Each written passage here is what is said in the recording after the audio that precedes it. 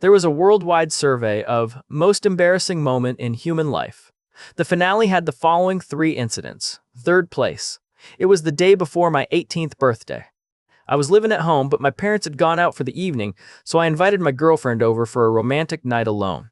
As we lay in bed after making love, we heard the telephone ringing downstairs. I suggested to my girlfriend that I give her a piggyback ride to the phone. Since we didn't want to miss the call, we didn't have time to get dressed.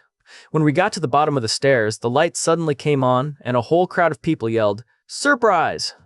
My entire family, aunts, uncles, grandparents, cousins, and all of my friends were standing there. My girlfriend and I were frozen to the spot in a state of shock and embarrassment for what seemed like an eternity. Since then, no one in my family has planned a surprise party again. Second place. While in line at the bank one afternoon, my kid decided to release some pent-up energy and started to run amok. I was finally able to grab hold of her after receiving looks of disgust and annoyance from other patrons. I told her that if she didn't start behaving herself right now, she would be punished.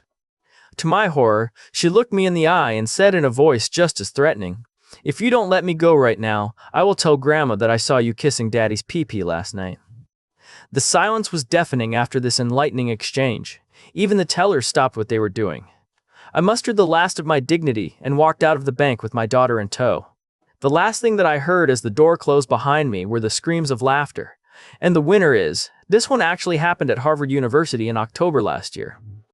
In a biology class, the professor was discussing the high glucose levels found in semen.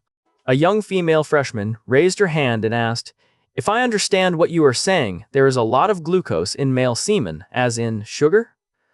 "That's correct," responded the professor, going on to add much statistical data. Raising her hand again, the sweet young thing asked, "Then why doesn't it taste sweet?" After a stunned silence, the whole class burst out laughing. The poor girl turned bright red, and as she realized exactly what she had inadvertently said, or rather implied, she picked up her books without a word and walked out of the class and never returned. However, as she was going out of the door, the professor's reply was a classic. Totally straight-faced, he answered her question. "It doesn't taste sweet because the taste buds for sweetness are on the tip of your tongue and not in the back of your throat." Joe was 75 years old and extremely wealthy. His wife had died years ago, and he belonged to an expensive and very exclusive golf country club. One day, he walked into the clubhouse with a gorgeous and extremely sexy 22-year-old blonde. They turned everyone's heads as they strolled into the bar. She was draping herself all over, Joe giving him her complete and undivided attention. His friends at the club were astonished. They couldn't believe their eyes. When the blonde got up to visit the ladies' room, they asked Joe, "How the hell did you manage to get her as your girlfriend?" "Oh, she's not my girlfriend," Joe replied. "She's my wife."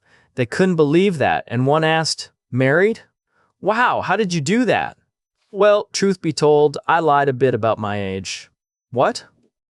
"Oh, I see, you're trying to tell us you told her you were only 50 and that beautiful creature believed you?" Joe smiled and said, "Not at all. I told her I was 95.